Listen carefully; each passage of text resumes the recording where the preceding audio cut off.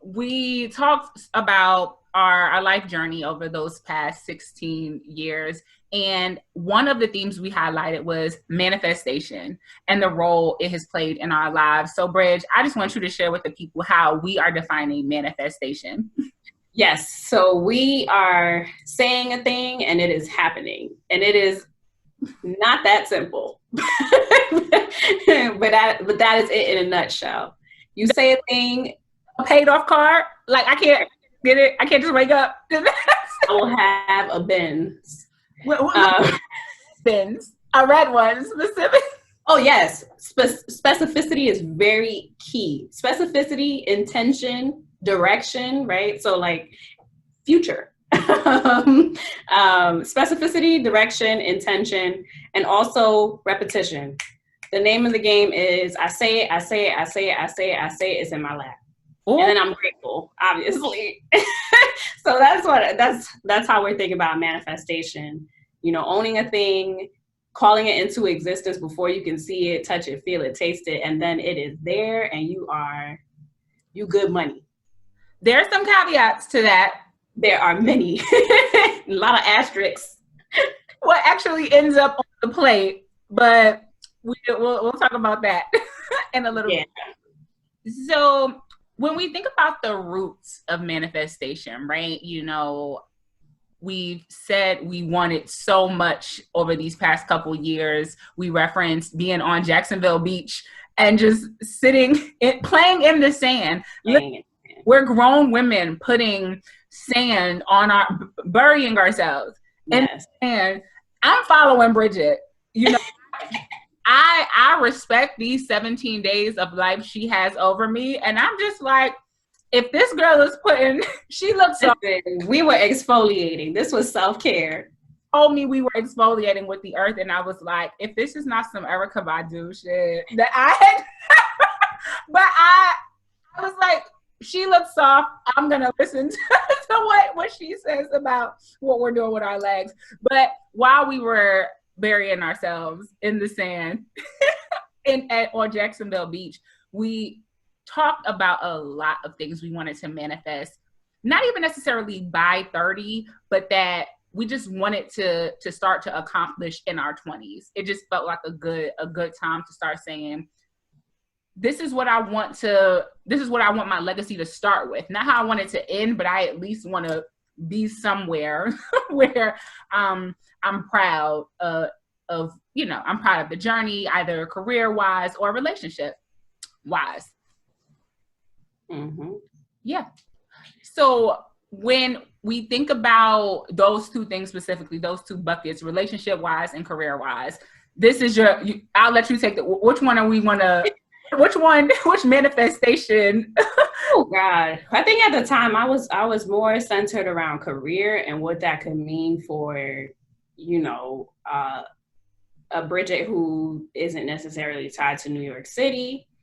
That was really important to me, that I could start to explore my adulthood in a more tangible sense. So like, you know, having left the home, flown the coop, looking at, you know, having started to switch careers, sitting on this beach and like applying to jobs, you know, throughout that whole period of time, I was really focusing on money. And anyone who knows me can tell you, like, that's probably top 3 for me. But it's more so what money can do for you, right? So manifestation through money. It's not about just what it can do for the individual, but I think, well, and I preface, I throw that in there to say, because I think Capricorns can get a bad rap, because we wake up thinking about money. And, you know, before I go on social media, most mornings, I'm just like, what are the bank accounts saying? Like, did interest accrue overnight? Or is that 3 weeks from now? Like, that's another episode, but I do have a Money Monday, okay, and a Financial Friday. So. We're definitely getting into that because the people need those gems. Yeah, we're gonna talk about financial gems, right? Like, so career-wise, so this had to be when we were like 25 years old. Career-wise, what were you manifesting? I mean, it was happening. I just got out of school. I was looking for work. I was looking at design, development, programming. I was looking at tech. Yeah. As broad as it is, I was looking at tech, which was a completely different direction from what I had been, taught and what I was working on before Jacksonville. So yeah, at that time, I was just like, I want to be one of those numbers. I want to turn that into a positive. I want to grow this. I want to grow the stat by being a Black woman in tech. I want to grow representation. And that kick-started a whole bunch of other really, really amazing stuff in terms of like that particular goal, that manifestation, that's still kind of working on me today, as I am still a Black woman in tech. Yes, you are in the number. Yes, I've boosted those numbers several times over. Yeah. An inspiration. My best friend is. Joan, what the heck were you manifesting? And I think what was I manifesting at 25? I wanted to see what was possible with poetry.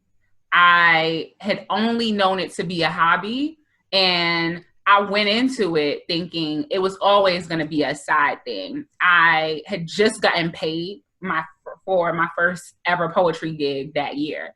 And I was like, oh, this feels different. It was probably enough to pay maybe like a Wi-Fi bill, right? But it let me know, wow, people respect my work enough to want to pay me to perform it. And then I started feeling myself. I made a CD. Was it that summer?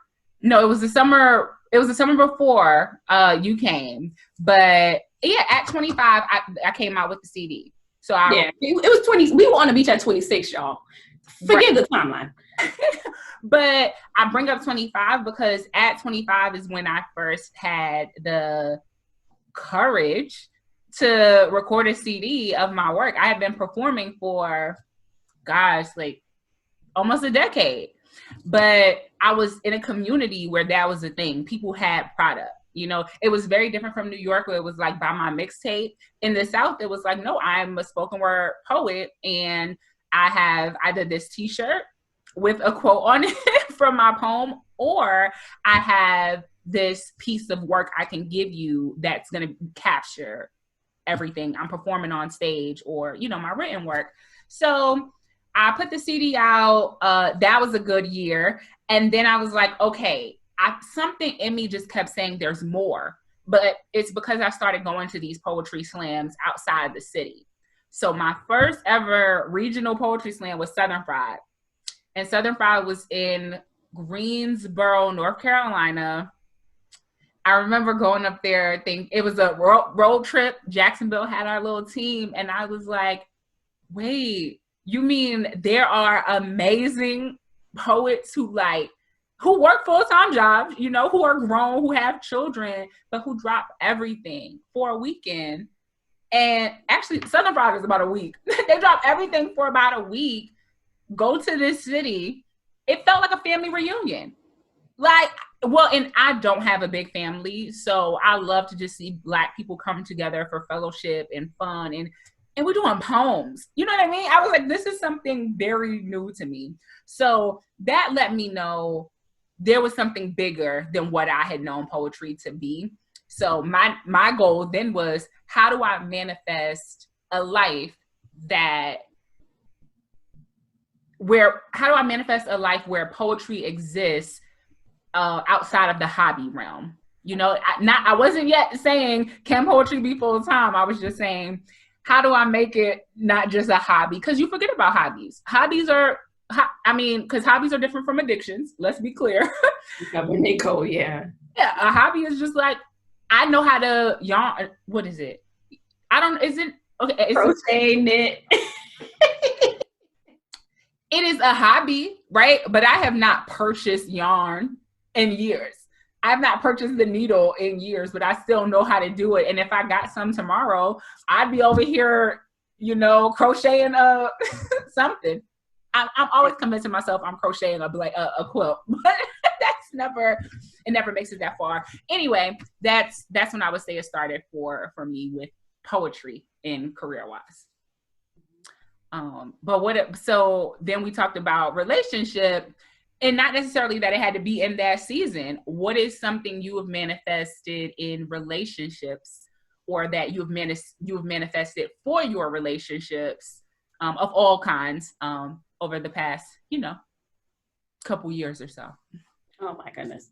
Well, I will split it into two. I think in terms of like family, there have been many, like, as I moved away from New York, there's been like a huge shift in my familial relationships, not having like blood relatives in Atlanta or even in Georgia or even in the South. I find that my familial relationships that I value the most have strengthened. So that was part of my goal, right? It was like, love them from afar, the love that you had when you were 3,000 miles away, that's actually when the relationships were the strongest. I was checking in more frequently. I had, people calling me more frequently. And I will say the same thing kind of happened since I moved to Atlanta, like having more frequent check-ins, but also more meaningful conversations since I left. Because, you don't, the way that you treasure folk when they're not right next to you is a lot different. Right. And so that was one of my goals in leaving New York, like, go spread your wings. I do have a ton of family, which has been a really big blessing. At the same time, it can be a little bit like, oh, okay, well, why would I leave? I have everyone I need right here. But I think there's a lot to spreading your wings and figuring out what you want and how you want it. And what I wanted was stronger relationships, and I got them. Yeah. A little bit by virtue of leaving, if I'm being completely honest. So it's okay to leave. That is one of the gems. It's okay to leave. They will still be there. And in a lot of cases, they will learn to appreciate you, and you will learn to appreciate them more. Yeah. Because of that distance. And then in terms of like romantic relationships, I'm in a relationship now, and we read a book. We read a book about 2 years ago now, Calling in the One. Fall of 2018. So yeah. It's been exactly 2 years we read that book, Calling in the One.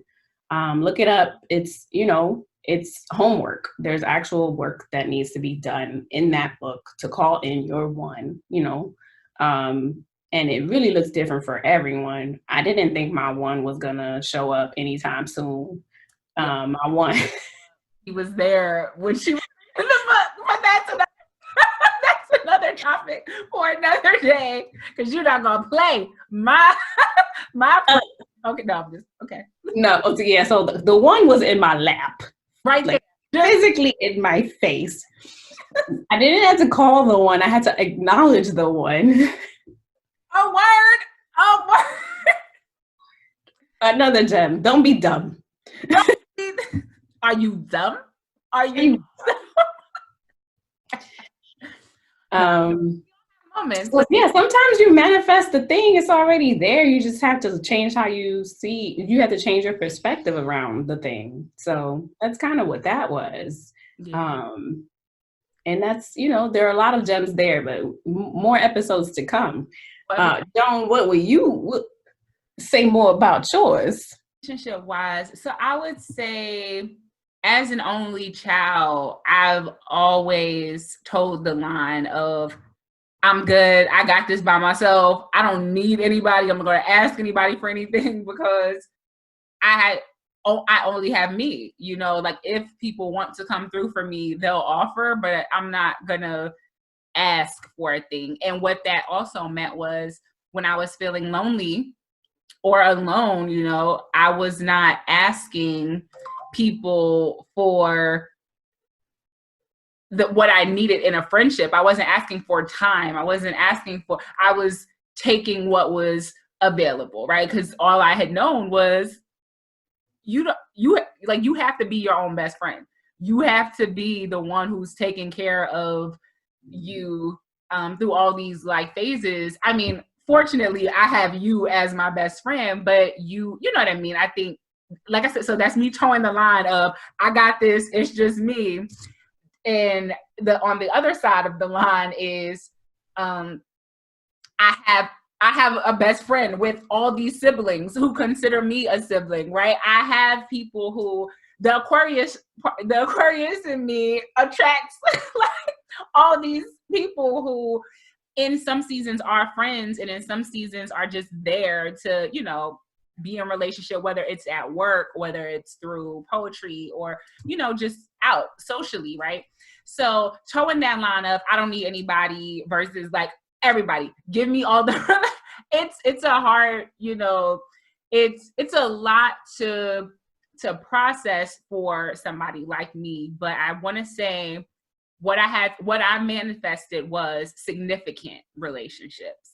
So I know it is unhealthy for one person to feel like because he or she can bring themselves joy and entertainment and happiness does not mean they were built to. We're not built to be in isolation. We are built to be, well, not built, right?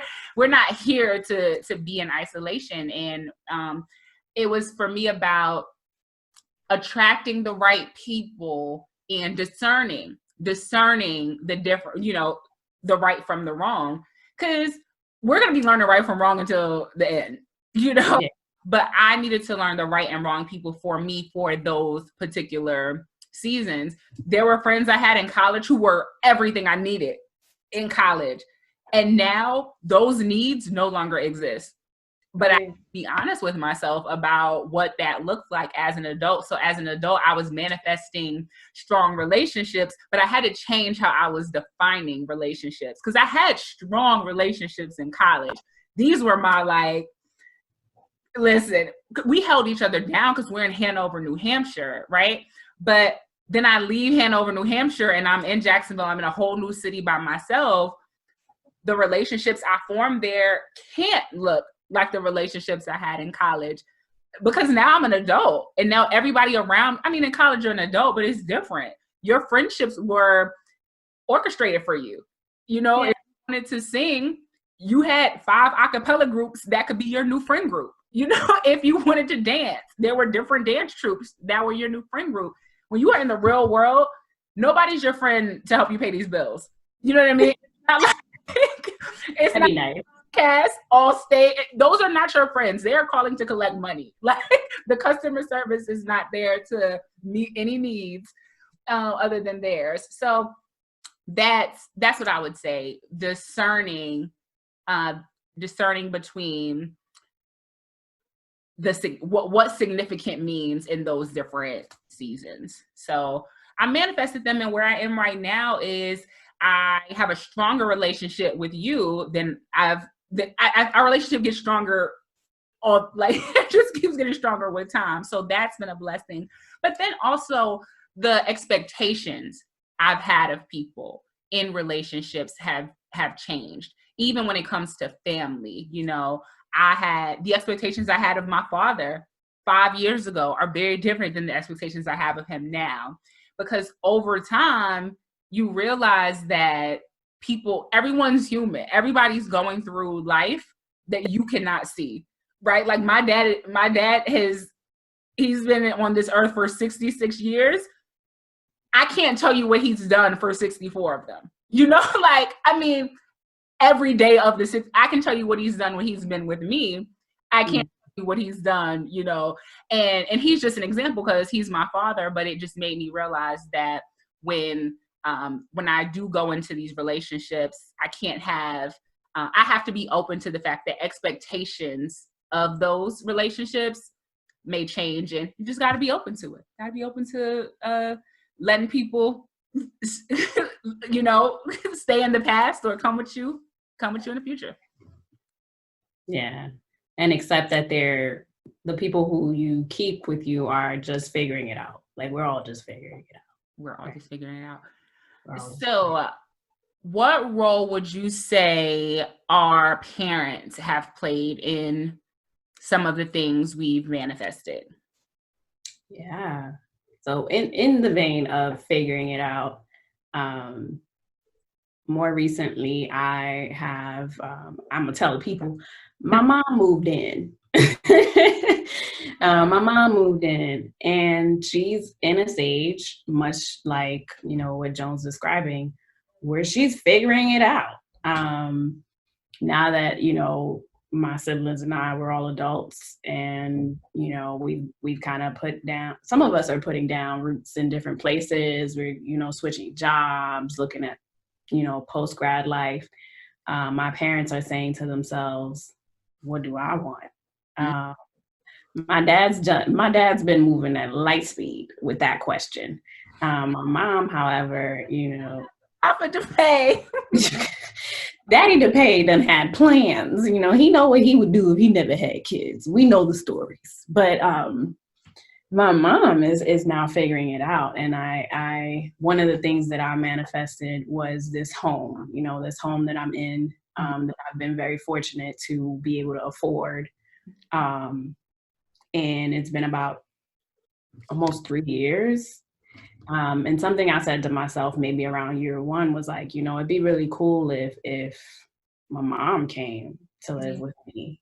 And we've not lived together since I was like 12. So the thought that came was, I want this to be a home where the family, who I know and love, who are figuring it out, can do that the same way that I was able to come to Atlanta, live with Joan, figure it out, you know, have that space. It's not well afforded in New York necessarily. You know, people don't say, come crash with me until you figure out your stuff. Like, that's not a thing, you know. You can't. You can't.